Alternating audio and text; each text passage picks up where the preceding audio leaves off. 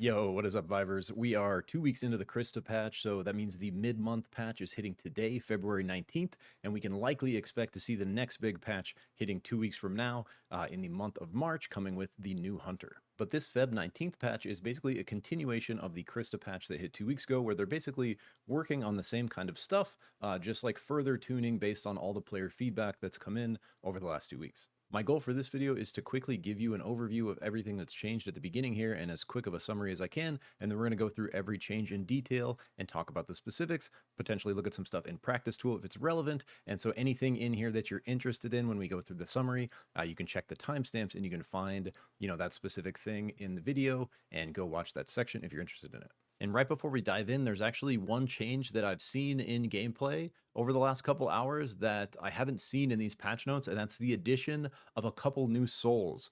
So I saw Phenom streaming, and he got Myth Soul, where his team was able to walk through walls. It's like a little ghost. And then a friend posted a screenshot of like Oath Soul. So there might be new souls related to Hunter's passives in the game that are actually not mentioned in these patch notes for some reason.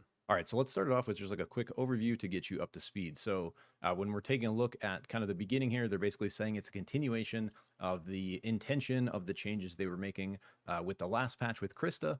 And if we look at this, this is like some continuing changes to the early game structure with the introduction of gold. Armor repair costs cut in half. Base camps now have a set of rotating 4 powers that change every real life hour. Updates to shop UI and like gold request. Quests now give gold instead of like the scrap they used to give. Quests give gold now instead of scrap. There are 2 new quests that were added, and these are basically, we can see down here, chain quests that continue on from these previous 2 quests. Continuing with the XP changes from last patch, they're introducing new ways to gain experience for completing like team objectives. When you complete the crown, the most wanted, and get your team back, there is now a bigger XP catch-up system in place. They've added gold bounties to kill, so now even if your opponent is broke, you're going to get a 4,000 bonus just for getting a kill. A lot of continuing work on the mobility front. The biggest news here is that if you play Jhin, if you play Brall, if you play Oath, you can finally glide again after your dash. I thought that felt super clunky. I thought that was a bad change, and so they have reversed that, but that comes along with some other changes to all hunters regarding jumping, dashing, and gliding. Now, there was also a pretty controversial change that was in for a little bit previous to the prior patch where every hunter was getting, if you basically got a knock, you were getting a full reset on cooldowns, health, and mana, and basically everything. That was since removed. However, they are now reintroducing like a lesser version of that where PvP knocks will now grant a heal and a cooldown reset only on your shift. And so it's not going to restore mana, it's not going to restore all your cooldowns, it's going to give you a heal based on which hunter you are, which we'll take a look at, and then it's also going to reset your shift no matter who you are. Coming down to hunters, I actually saw a lot of feedback and like feedback from friends that play a lot saying that they didn't like the LMB leveling. It felt sort of useless or redundant, and the level 1 felt a lot underpowered, and you were basically having to put those upgrades in to get back to the base power. That has basically been removed. Beebo got a nice little buff, mostly like a health buff. I don't know if this is necessary. B-Bomb is now like alive, I guess, and so it can now revive ally wisps and stomp enemy wisps if they're on them. No adjustment to the bomb damage for now. Like we talked about above, Brall can now use his glider immediately following dash like it's always been, like it is for every hunter. These changes are really good because the removal of this just made the game feel super clunky if you were playing Brall, Jhin, or Oath compared to other hunters. So we can see Brall got it, we can see Jhin got it, and we can see Oath got it. And these were the hunters that were specifically targeted in the last patch, removing these things. So this is basically just reverting, the way these hunters shift glide worked to the patch before last. And then it's basically the difference is going to be these overall changes they implemented right here. That's going to be kind of affecting all hunters, not just those 3. Bishop nerf here to the RMB, basically just a doubling of the cooldown at max rank is kind of the main thing you want to pay attention to. And this is due to the level 4 of this getting the update last patch, which made the impulse much stronger, which let you get much more momentum out of it. And especially like at higher elo, that combined with the auto attacks resetting your shift and having this up every 5 seconds was just allowing for sort of infinite mobility. Rocket jumper.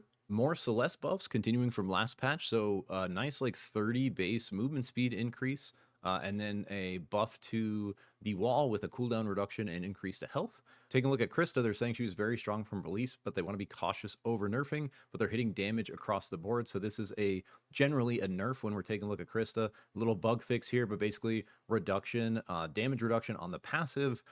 The level 4 shift upgrade only does half instead of giving you a full charge back, along with slightly longer recharge times on the shift. Very tiny nerf, literally half-second cooldown reduction increase to levels 1 and 2 of the RMB. I'm not sure exactly what that's going to do. That seems so tiny. And then another damage nerf on the Nuclearite Salvo, the ultimate. Little Hudson buff, making his barbed wire like much more beefy and harder to poke through, giving him more ability to control space.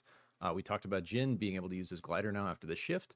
This is some interesting Kingpin changes, and what they say here, I don't think really reflects what's changed here. He got a new addition to his scattergun where he's going to get 67% additional armor shred when he shoots with like 0 bloom. But then there's kind of a significant base damage reduction, and there's also an ability power reduction. And then they're basically adjusting the duration of the slam so that you have to scale it to rank 4 to get the same 1.4 seconds. At level 1, it's still a second stun, so it's only 0.4 seconds less level 1 than it always has been. Both can glide after shifting again, like we talked about. Unintentionally, they nerfed Void last patch when they were changing his LMB functionality, and so they've given him a little bit of that power back. The uncharged base damage getting a increase, and the charge base damage getting a power increase. All right, coming down to items, the only equipment changes are a change to Power User. This is called Power User, not Power Specialist. But this is the Techblade upgrade that used to be a quest, like you had to evolve this by cracking 2 vaults. That quest is now removed, but it's still going to scale the cooldown reduction you get on your powers based on how many vaults you've cracked, and you can stack this up to 4 times now instead of the original 2. They removed the ability to like cheese the cooldown on a Biz Specialist by swapping slots. Express delivery, turn speed charged up and speed increased. This is like the present package one that shoots you and your team if they get in it. And then 2-way tunnel cast time reduced by half. And then coming down to consumables, huge change here. Replicator, which has been an extremely strong exotic that's been touched a couple times with nerfs in the last few patches over the last couple months, has now been changed into a consumable. So it's no longer going to like be usable as a power over and over again, and it's been changed multiple times, but more recently, you know, it like if you do it to an exotic, it will consume it, but now it's just a consumable, so you're only going to be able to use it once. But this also means it might be available for like purchase for gold and stuff, so keep an eye out for Replicator. Build time on making walls has been reduced by 1/3, so 3 down to 2. Bug fix on red chests. And then coming to client, some mission changes where they basically made these quests more easily doable since the global shop is no longer accessible. The skins in the store are now going to have the hunter name associated with whatever skin it is. They're adding this thing to progression where you actually have to go click your rewards. This is basically like, you know, to give you more visibility and hopefully more dopamine when you're like unlocking stuff, and give you like, you know, real visibility into where stuff is getting unlocked and why. And this should remove the most annoying thing about unlocks before, is it put you in that screen after game where you had to like, you know, claim them or equip them or whatever before you could like queue or go to home screen again. This should like remove that screen, hopefully, which should be a good change like for gameplay flow. And you can basically just at any time now go to the different spots where you're getting experience and claim these rewards by clicking them. Some continuing touches on increasing the ability for teams to communicate and coordinate that aren't in, you know, voice comms. And so this is an addition of more emotes. We already had yes and no, but now we have thanks and sorry. And so these are basically emotes intended for you to be able to communicate with your teammates' ping. So highly recommended you look for a place to add these emotes to your little emote wheel. And this will let you say things like yes, no, thanks, sorry, when your allies are pinging, you know, let's go here, group up, fight, or whatever. Some updates to hunter voiceovers and when they happen, like what triggers them. You can now keybind emotes. So like these 4, you know, might be a good thing to look to keybind, the ones you use the most. And then the final section, QOL changes down here, new stealth sound effect added when played in Fog of War. Vaults have an increased lockpicking area. The sweet spot's still the same, but the outer area is bigger. When a creep gets that circle under them and they're staggerable, that has been changed to like a more clear wording, just saying weak to spells, you know, basically telling any player to hit them with a spell. Little change of practice mode. Shrike has a lot more health, so you can shoot her a lot longer, test more stuff on her, and some final bug fixes down here at the bottom. All right, so now getting into the details of these changes, the very first thing I want to bring up is basically something that's not included in the patch notes here, and I don't think this is Malicious, I think this is, literally just like an oversight because they're super transparent with all their changes, and there's not really a reason why they would want to hide like new soul changes. And so I'm assuming it was just a mistake not including it in these patch notes. But basically, in game, I've only seen a few, and I probably will do a follow-up video on like details of this once I get more intel. But in the last couple hours, I've seen my friend Mushroom had a game with Oath Soul, and I was watching Phenom stream, and his team got Myth Soul, and the Myth Soul let them literally phase walk through walls. So the whole team, when they shifted, they had this phase walk window where they could pass through walls. So I don't know what the Oath Soul did, but basically keep an eye out on your map for new souls related to hunter specific like passives or abilities. And again, I don't have much details on this right now for you guys, just a couple hours since the patch changes hit. And so as I learn more about this, I will bring you guys more information, possibly a new video on it. All right, diving back into the first big section here, basically continuing the changes to game structure and continuing what they changed with the massive gold changes that hit 2 weeks ago. So if you missed that patch 2 weeks ago, basically one of the main metrics in game now is gold. Gold is an extremely powerful resource. It can be used for all kinds of stuff, upgrading your equipment, buying items. You can now buy most wanted. There's all kinds of changes that came last patch with gold. So if you missed that, I highly recommend checking out my previous video on that because there is a ton that happened there. This is a continuation of those changes. So this is the mid-month patch. Crysta patch hit at the beginning of February 2 weeks ago. Now we're at Feb 19th, middle of February. At the end of this month, in 2 more weeks, the beginning of March, we're expecting to see another big patch with new content, new hunter. Basically, like we're seeing a monthly big patch cadence, followed 2 weeks after by like sort of an update to those big changes, and then 2 weeks after that, another set of big changes. So this says, now that gold matters more and related changes have settled, we're doing another pass to smooth purchasing out. In addition, we're always thinking of ways to get you to use powers. They're fun, we promise they are. So testing out a low scope way to provide even more power reliability through a fixed power store that rotates hourly, which is a very interesting change we'll talk about. So starting off with base camps, armor repair costs across the board have been cut in half, which is kind of huge because armor repair was quite expensive, and especially when you consider having to use gold for all kinds of other things now. It was like really tough, a lot of the situations, to fully repair your armor, especially if you run legendary. And this is the big change they just referenced above. Now, base camp shop, so any bonfire you buy from is going to have a fixed set of 4 powers, and those are going to randomly rotate every real life hour. So literally every hour you're in the game, you're going to see a new set of like 4 kind of like bound powers at the base camp that you will be able to reliably, sort of purchase in that window. These powers are randomly selected and can range anywhere from like the basic rune powers, increasing your, kind of base stats, all the way up to purple powers. So the only thing it's excluding is exotics. And we can see the prices here, 1,000, 1,500, 2,000. When we look at like shopping and trading, this is mainly like UI, UX type stuff. So Basecamp and Shopkeeper models have been updated to make the shop destinations clearer. The shop styling UI has been updated to better support the amount of inventory. So if we look right here, you can see it's like more of this central thing. The one thing I will say is it used to be kind of off to the side, so you could still see, your field of view on your character. I'm not a huge fan of it centering the shop over your character. I kind of liked how it was off to the side so you could still see your character. But basically they're continuing to rework the shop UI and make it, sort of cleaner and more user-friendly. They updated the gold request sound. This is really cool because like most people had no idea this was happening. It wasn't super obvious if you didn't know it was a function of the game. But basically anything in the shop, if you middle click it with your mouse button, it will request that gold from your teammates. Now it's going to be a lot clearer, but it will show up over here.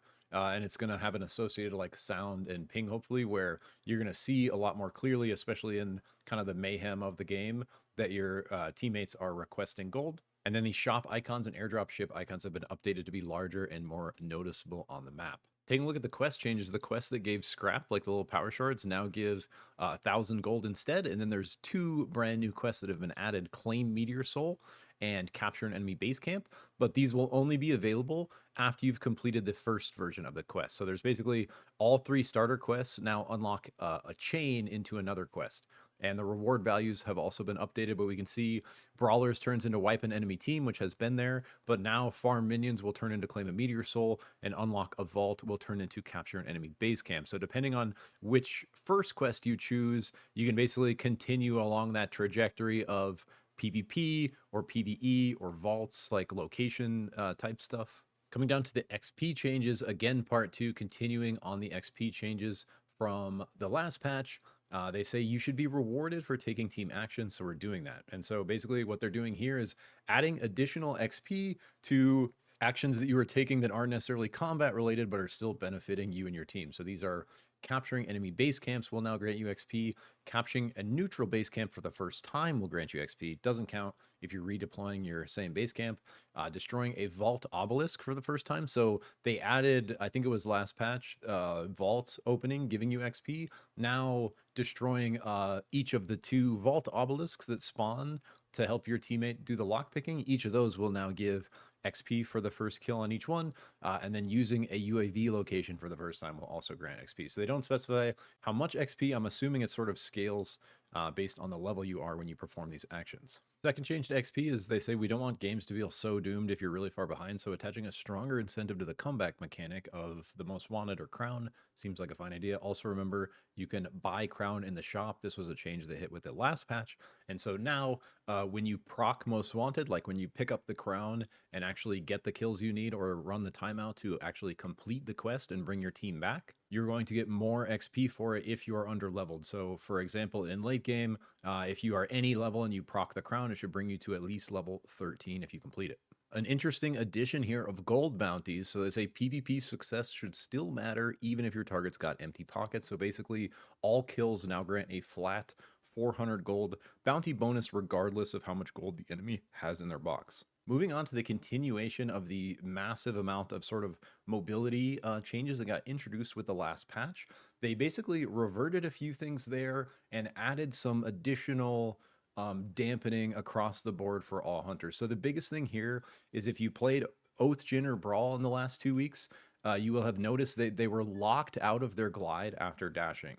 And so like, I showed this in the last video, but basically, you know, any 3 of these characters, when you do your shift dash and try to catch the, you know, the momentum of your dash in that glide, you were literally locked out, where like on Brawl before, it was like more like that, or even a little worse, where you were, you know, you were basically, there was a lockout period, and that felt really bad. I was not a fan of that change at all. I thought it made all 3 of these characters feel much more clunky, especially Oath. I didn't think needed it at all when they already removed the B-hop mechanic on top of that. And without that B-hop, he is not a hyper mobile champion like Brawl and Jin are. And so I'm actually really glad that this was removed for these 3 hunters. But basically, they are introducing some changes across the board that try to accomplish a similar goal in a lesser way. And I'll just read this to you because this will help you like understand the goal if you kind of missed the big set of changes last patch. So last patch, we said we wanted to make combat more predictable, knowable, and reactable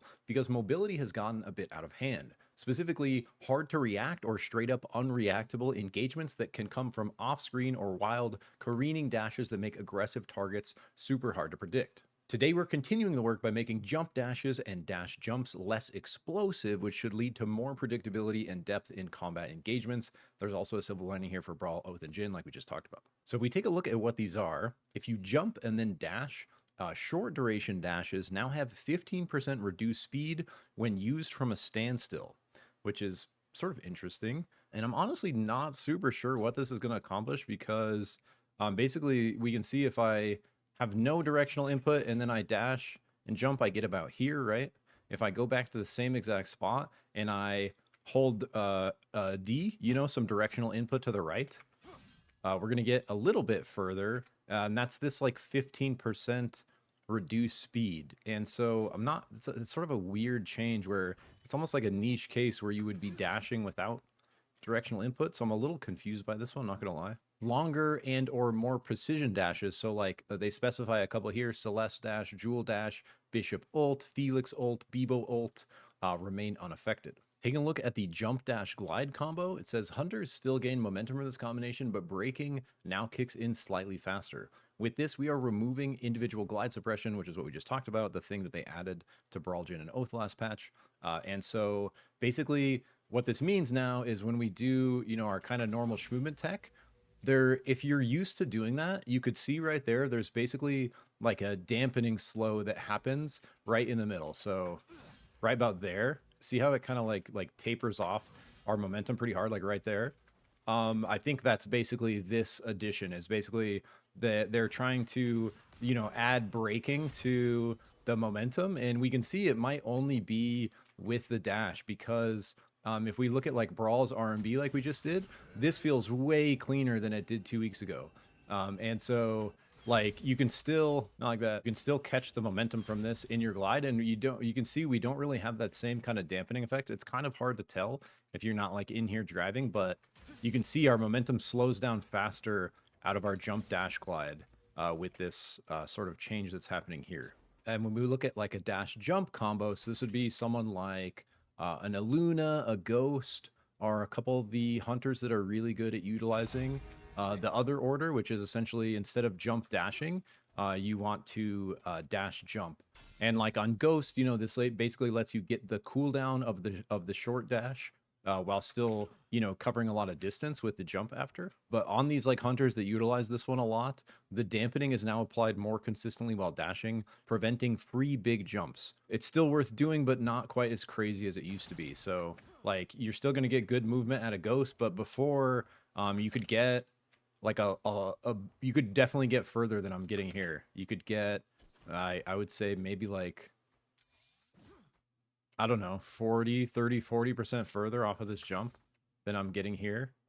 And so there's essentially new dampening added where when you do the dash jump combo, I bet you, like if you're dashing and you're on the ground, as soon as you hit your spacebar and jump, that's when like right before you go up, that's when the dampening kicks in. So it basically slows down your speed a little bit. So the momentum you have when you're entering that jump is like less. So basically like, you know, the dampening kicks in right as you jump. So you're going to get less total, you know, kind of forward momentum out of each jump. And that's basically going to, you know, make this like, I guess, more reasonable, like not quite as crazy excess mobility as before. And sort of the compensation change they've made, you know, along with all these sort of like dampening changes to this movement, is your glider gas is going to be increased by 20%, 25%. So you're actually going to have longer to glide and play over Abyss than you had before, which is a pretty interesting consideration. So like before, you could basically get like 3 good ones of these. And now it looks like you can basically get 4. Where if you drop to the Abyss floor and you let go of your glide right as you're coming up, you can get that upward momentum. And we used to be able to do that 3 times in a glider gas bubble, and it looks like now we're going to be able to sneak in an extra. Won't work. I'll try to dash it there.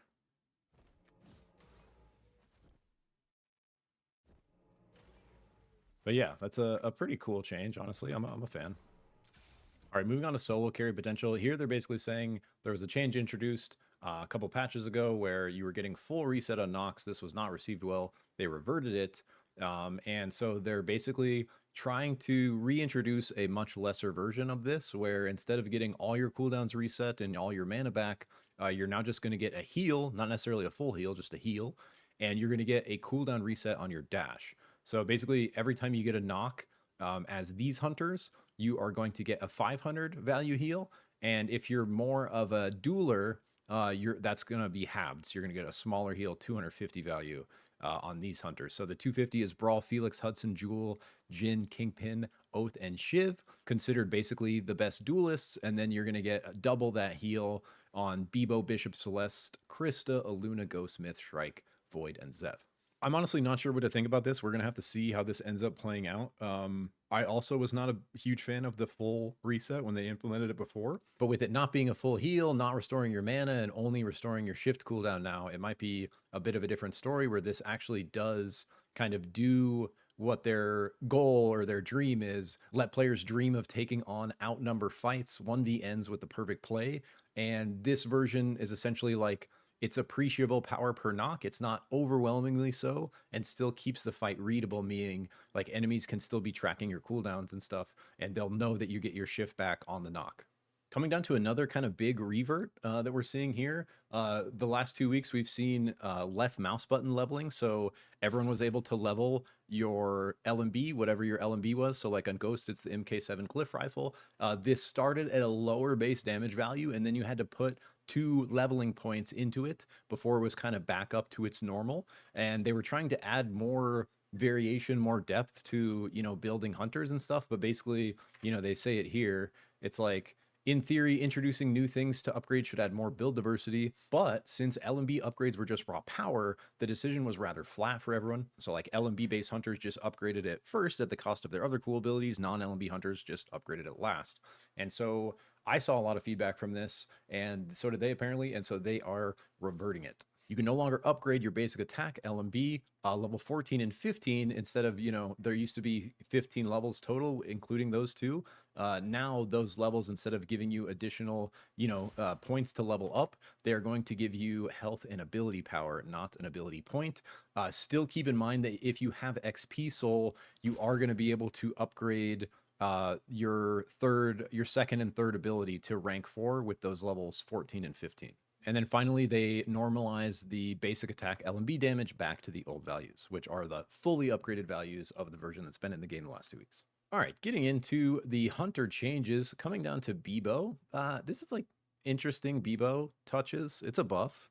I don't know if he needs this buff, but it's coming. So basically, he got a lot beefier. Base health went up substantially, 1,060 up to 1,200. Health gained per level increased substantially, so 10 more health gain per level, and at max level this equates to about 250 additional health. Probably a bigger change than that regarded to gameplay, like you're going to be beefier as Beebo, but even more important is that B-bombs can now revive ally wisps and stomp enemy wisps, which is a pretty wild mechanic. And this little thing, I guess I'll just read it because it's just like kind of troll.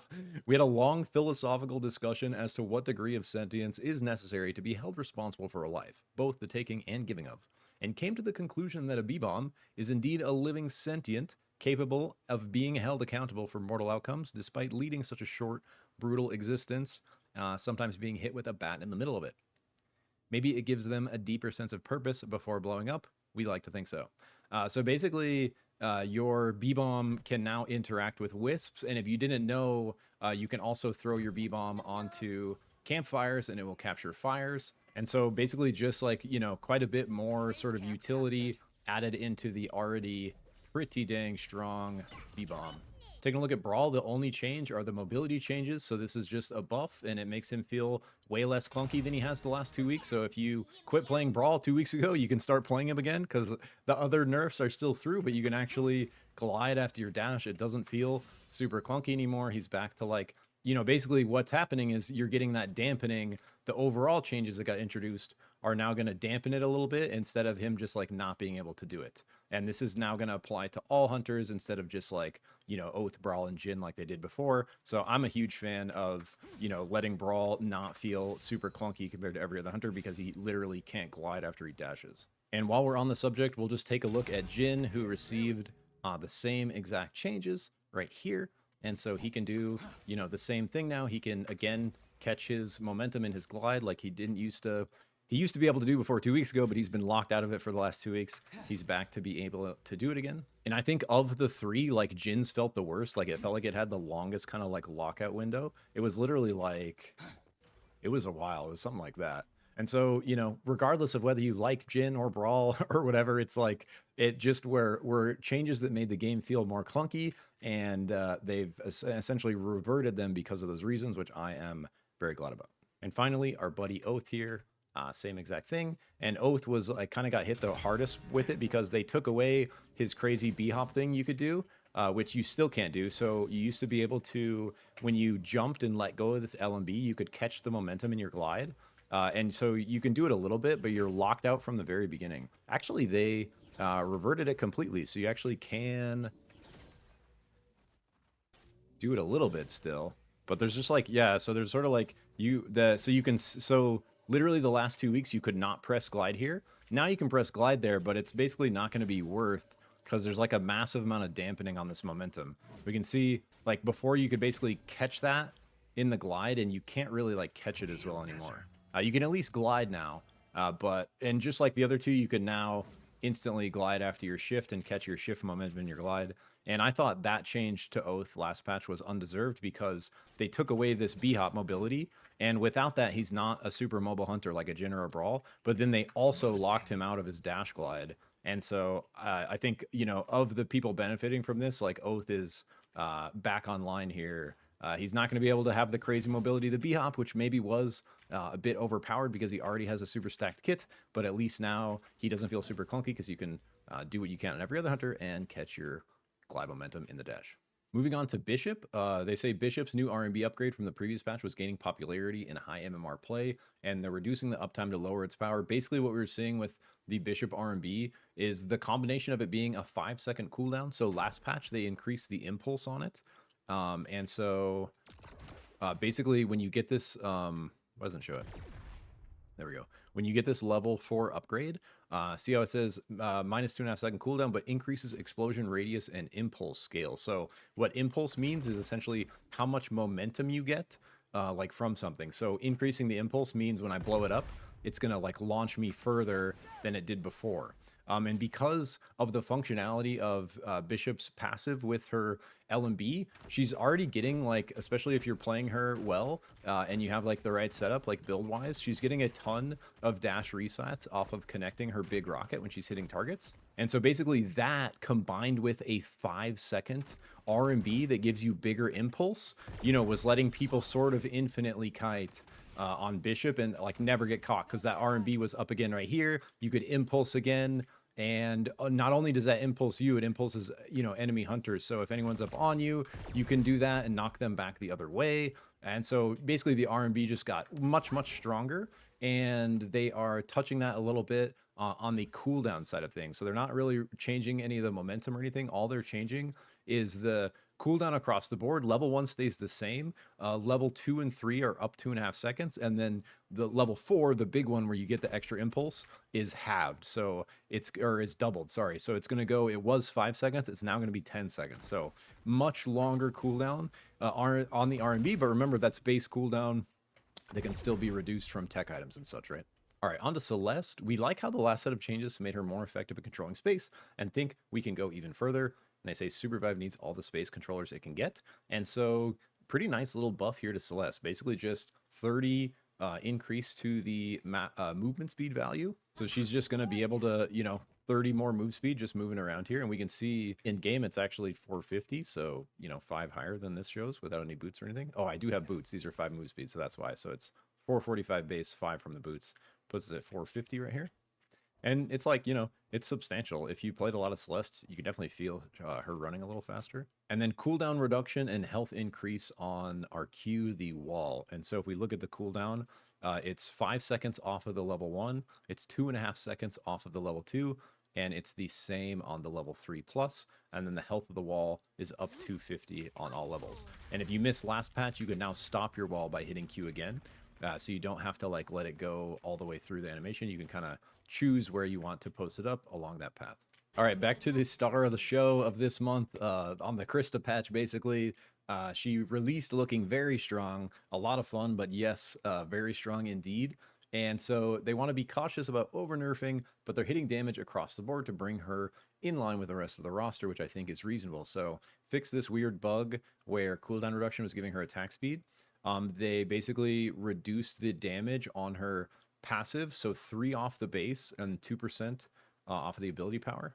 And then looking at the double dash, the recharge time at higher levels has been increased. So this is, you know, these little charge bars on your dash. If you are, it's going to remain unchanged at level 1. The level 2 dash is going to be up by a second to regain charges, and the level 3 and up dash is going to be increased by 2 seconds per charge. But the biggest change on the shift here is this level 4 refund on the passive proc reduced from 100% to 50%. So before, this would give you, see how it says procking passive grants have a charge? It used to give you a full charge like the last 2 weeks. So if you were, and it's kind of crazy because things like her ult are like procking, adding and procking a mark. So it's like, it was literally like as long as you're hitting your ult shots with that level 4 upgrade, you can like infinitely dash. And we still can kind of do it basically with the half, but it's not going to be quite as insane on other things besides her ult. You're still going to be getting a lot of value out of it, but it's not going to be quite as turbo as getting like a completely full charge back,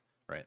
We have a cooldown adjustment on Flux Snare that's like almost negligible. It's literally just a half second added to levels 1 and 2, which is interesting. 3 and 4 remain unchanged. And then taking a look at Nuclearite Salvo, the ultimate that I just used, damage reduced kind of across the board. So we can see level 1 damage down 4.5 base, level 2 damage down 5 base, level 3 damage down 5 base. And then we can see level 1 ability power down 3%, level 2 ability power scaling down 3%, and level 3 ability power scaling down 3.5%. So some, not huge, but little number touches to the ult to reduce the power a bit. If you're having fun playing Crysta, I don't think these changes are really going to slow her down much at all. I think she's still going to be extremely strong. I think she's going to need bigger damage nerfs than this to be sort of in line with the rest of the cast, in my opinion. But we will have to see how this plays out. Would love to hear what you guys think if you were playing Crysta a lot, end up playing her again this patch, like how much you're really feeling this stuff. All right, now to our big boy, Huddy. Huddy's barbed wire felt like it wasn't living up to the fantasy as real zone control because teams would burn it down so quickly. So we have a 500 health increase on Hudson's barbed wire, which is his Q. And they did changes. They basically fully reworked this thing. It was either last patch or the patch before. I can't remember, but this got like a pretty big rework to the functionality. But now it's going to be quite a bit beefier with this 500 health increase at all levels, and you should be able to basically use it more reliably, more similar to like walls and stuff to actually maintain some good amount of zone control. And just like Celeste, these changes are, again, to help some of the controllers out, like hold space a little bit better. And that's kind of what the Hudson changes have been going for since, the last couple months of changes we've seen on him. All right, taking a look at Kingpin, I really think this, like what they're saying here is a little misleading based on what they're changing here. Like the biggest thing they're changing is this base damage, and this is a big reduction, 37 down to 30.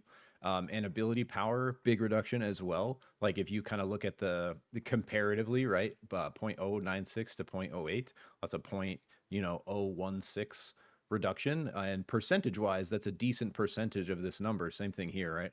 Like 7 off of 37 is a decent percentage. And this is on our scattergun, our LMB. However, along with this, they've basically added new armor shred mechanic to this ability. So you're actually going to get plus 67% increase on your armor shred when you're firing at 0 bloom. So on Kingpin, when you're using his auto, if you spam it, you see these little things on the side of my aim laser that kind of spread. That's your bloom. When you're shooting from 0 bloom now, which is when those things basically aren't showing, you are going to get this extra armor shred. So base damage down on the LMB, but you are going to be able to shred armor better. And then taking a look at his passive, this is more of like an adjustment, I think, than maybe a nerf. If you were an absolutely cracked Kingpin, like farming, 20 plus stacks a game, this might be a nerf. But if you weren't, like straight farming every single lobby, this is probably going to end up being a buff, because basically instead of giving you plus 30 max health, it's going to give you percentage max health. And so now what this means is if you're building tank will be more valuable, because before, if you were building swords, you got 30, whether you were building swords or whether you were building tank, right? Whether you built offensive or whether you built defensive, you were getting 30 max health either way. Now, the 2.5% is going to go further if you're building tank items. If you have 3,000 max health, 2.5% is going to equal more than if you have 1,000 max health, precisely 3 times more, right? And those are erroneous numbers. That's just an example to show the more max health you build, the more value you are going to get out of a percentage like this. So along with what they're saying up here, they're trying to, sort of encourage Kingpin to potentially build a bit more tanky to utilize the value of this passive better. And before the stacks were unlimited, they're now capped at 10. And so that's a bit of a nerf, but along with that, it's sort of a buff here. It's a nerf if you're building damage, it's a buff if you're building tank, and this is a buff. So Kingpin lost half his stacks on death, which is huge. So like if you were at 20 stacks, you literally lost 10 stacks on death.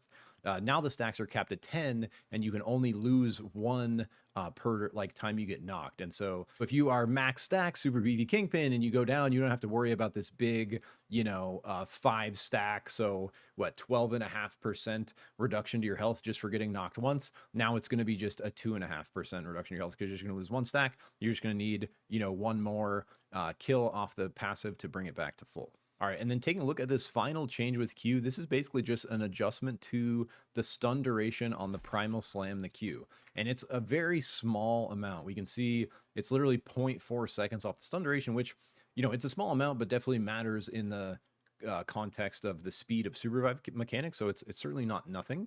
So this is a nerf. However, I don't think it's going to be substantial enough to like not secure kills, and I guess we'll have to kind of wait and see how this ends up feeling. But I think, even though we're seeing a reduction here, like when you get it to level 3, it's only going to be a 0.2 second reduction on the slam stun, right? And so I think oftentimes, maybe that combined with the bit of reduction on the LMB burst will make it so you're not able to just sort of one-shot combo someone off the grab, which is like the stuff they're talking about up here.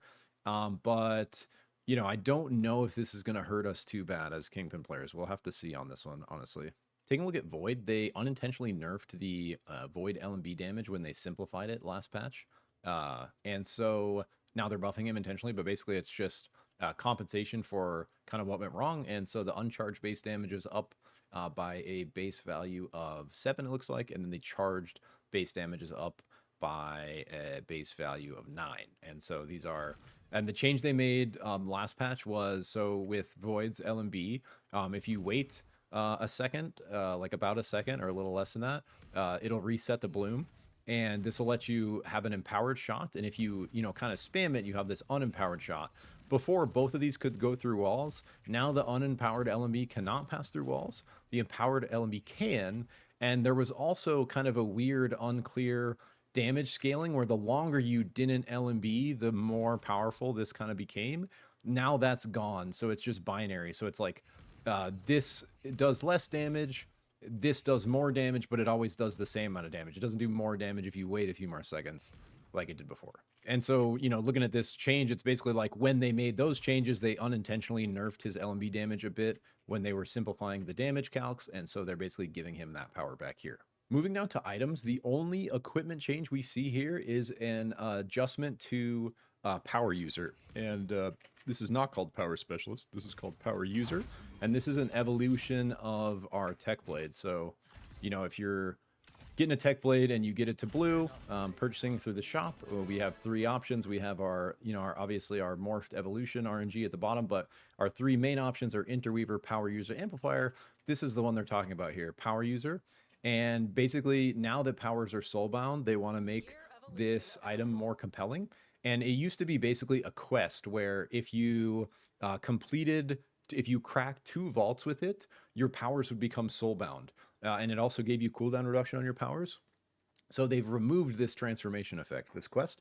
So now, and also the, the completing of that quest basically became irrelevant because binding the powers to you doesn't matter anymore because normal powers are soulbound now. So these changes remove kind of that requirement to unlock the vaults to get the power out of it. Instead, it's going to start with base power haste. So this is basically if you're looking to use your powers more often, Power User is now going to be a really good option because it's up from 2 to 4 stacks. So if throughout the course of the game, you guys are able to successfully hack 4 vaults and kind of build around a power game plan, you can have a massive amount of extra cooldown reduction on your 2 power uses from building Power User. So an option that was quite a bit more niche before has now become a lot more accessible. And if you're looking to play around powers and cooldown reduction, this becomes an extremely strong item.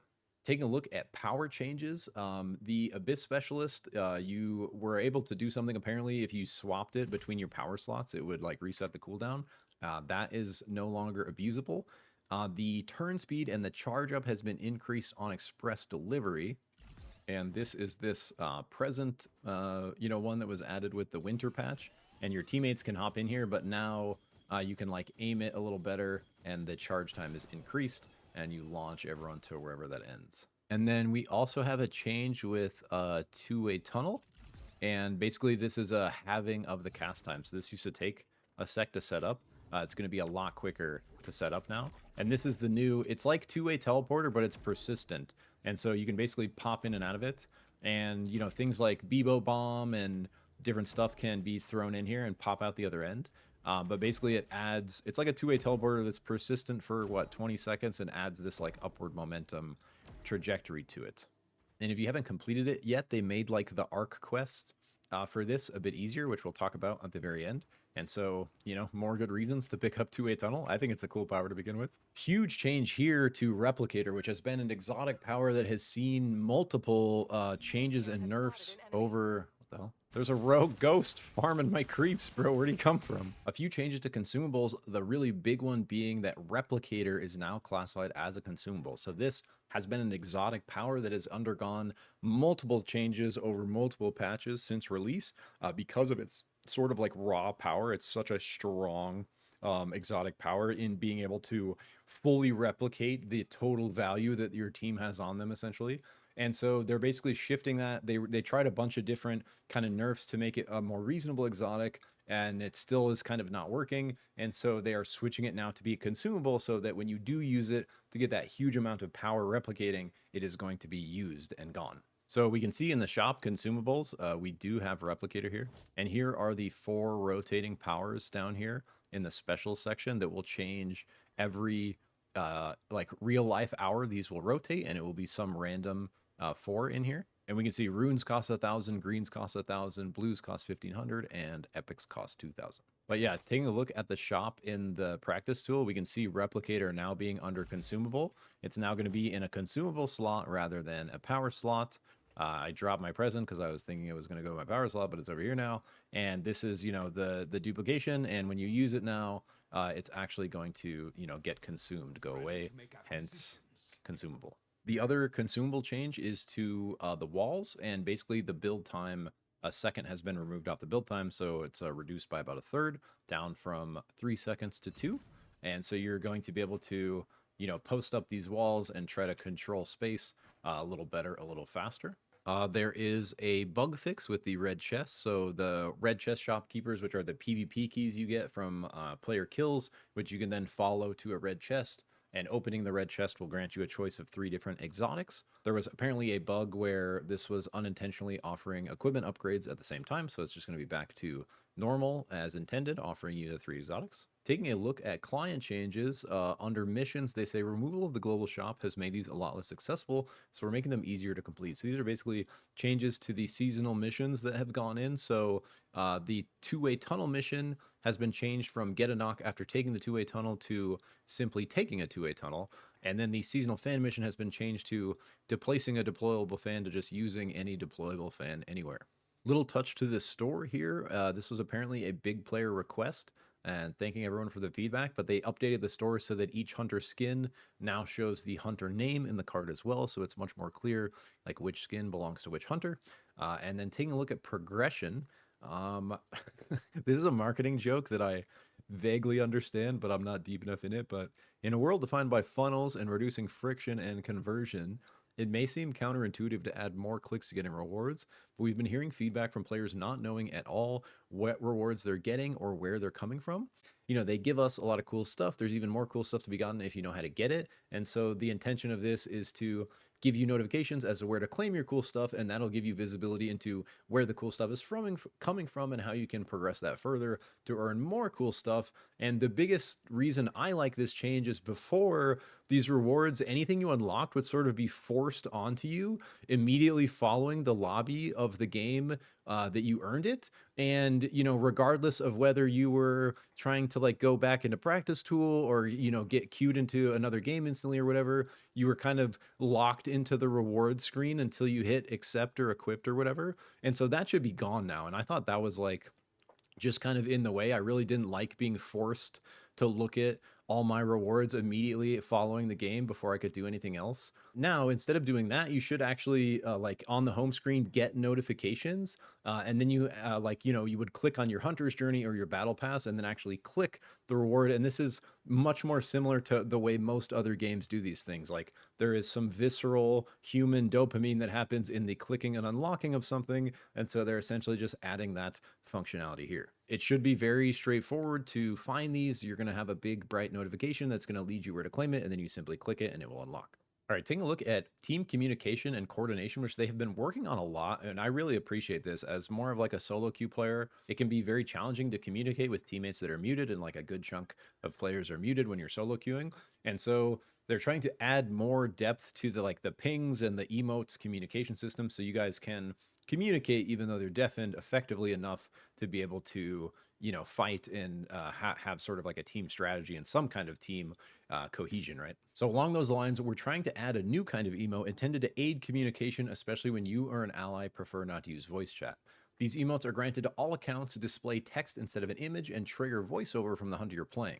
They can be equipped to your emote wheel from the loadout, just like normal emotes. So they actually added these two a patch or two ago, but I think it kind of fell under the radar.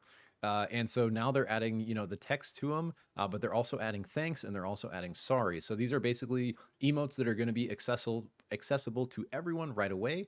And you can basically, if you bind these to your emote wheel, or now you can actually, we see down here, bind your emotes to hotkeys. So if you pick a couple, key binds to say yes, no, you're going to be able to actually respond to your teammate's ping. So if a teammate says, let's go here, you could say emote no. And then you could pick a location. You could say, let's go here. And they could say, yes, or no then. And then you're just disagreeing. But at least there's some form of communication happening, right? Let's start a conversation. Even if you disagree, there's at least team comms happening. Along with that, we also got some voiceover updates. So ability upgrade and ultimate unlocked will now have voice lines. Added player-only voice lines for hunters reacting to leveling up an ability. And then also your hunter's going to say something if you cancel your recall. So before, they'd say like, we're calling to base. And now they'll actually say like, never mind or something like that when you cancel it, so that your teammates don't get, baited into going back based off of the VO and not seeing that you canceled. Like we just mentioned, you can now bind your emote. So GG Pine, watch out for Schreikel Jordan. Emote's going to be going more turbo than ever. Finally, coming down to this last big section on quality of life, QOL changes, new stealth sound effect when played in Fog of War. So new enemy stealth enter sound effect, new enemy stealth loop sound effect, and new enemy stealth exit sound effect. So when in Fog of War, you should have new audio cues for enemy stealth. And there's a bug fix where all will play in Fog of War now. Exit and enter into your range used to not play. So you should have more audio fidelity around stealth play. Vaults have an increased lockpicking minimum hitbox size, so the sweet spot, like the middle area that does the most damage, is still the same, but the sort of outer ring that does half the damage but doesn't trigger the alarm is bigger. The text staggerable for enemy monsters has been changed to weak to spells, so this is when creeps get that circle under them, and you can hit them with an ability to stagger them. That has been changed to be sort of more clear, I'm sure, especially to like new players who have no clue what staggerable means. Now, when that pops up, it's just going to say weak to spells, so it's hopefully obvious for everyone that right then you want to hit them with a spell, and that's what's going to do the stagger.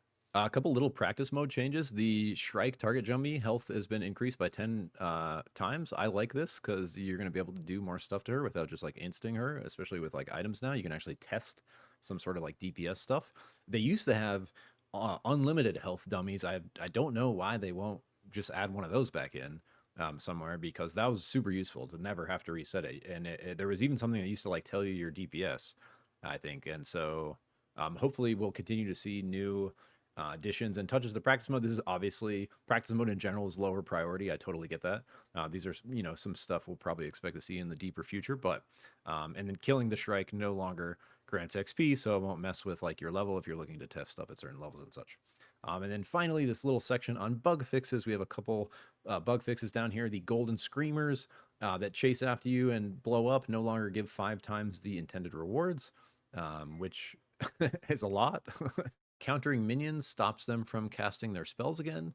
And then Brush Baby, those weird little ghost guys who run out of the brush and pop them for loot, rewards are actually fixed. And so a couple bug fixes here to kind of wrap us up.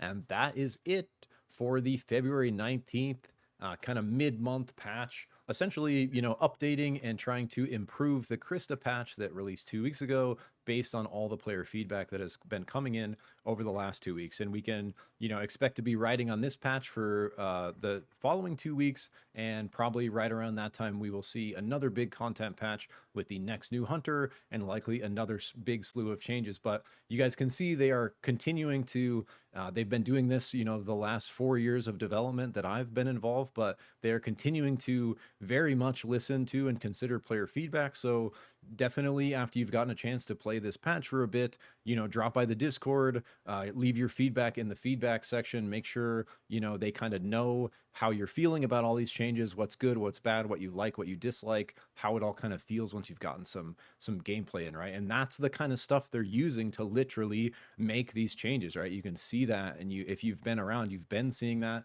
the months, few months since release. And if you've been around for a lot longer, they've literally been doing this the entire time that they've been in development, is constantly testing, making big swings at big changes, but then making big adjustments constantly based on how those changes are feeling to players. So definitely drop by the Discord, let them know what you think. But yeah, besides that, I just want to thank you so much for watching. I hope you have a good time on this patch. I would love to know what you think of it in the comments once you get a chance to play, or even just like on the service level, kind of hearing about it. And yeah, remember to take care of yourself and keep vibing. Catch you in the next one. Peace.